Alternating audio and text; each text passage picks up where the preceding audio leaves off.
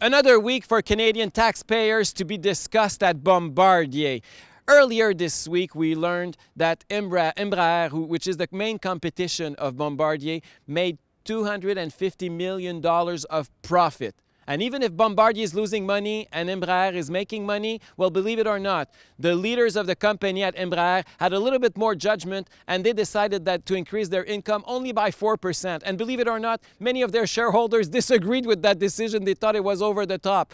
Here, I remind you that over the last few weeks, the 7 main leaders of Bombardier decided to give themselves a 48% increase in salary.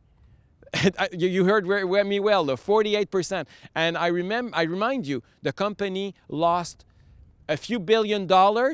Taxpayers, Canadian and Quebec taxpayers, have been putting $3–4 billion in that company over the last few years.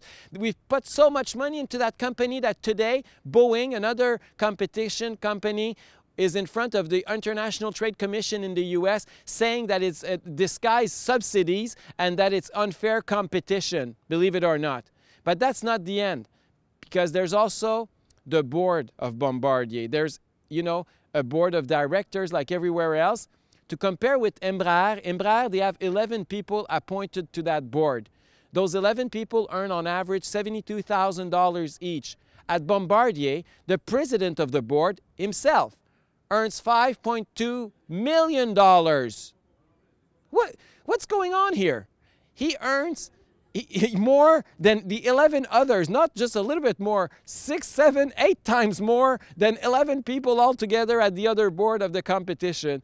This gives you an idea of what's going on, how badly this company is managed, and how we've ended up with a bunch of lobbyists instead of entrepreneurs at the head of that company. And thank God, a few investors are waking up. The Caisse de dépôt et placement here in Quebec, which is our main pension plan, has come out saying that they're going to vote on Thursday when the shareholders are meeting in Montreal. They're going to vote against the increase of income.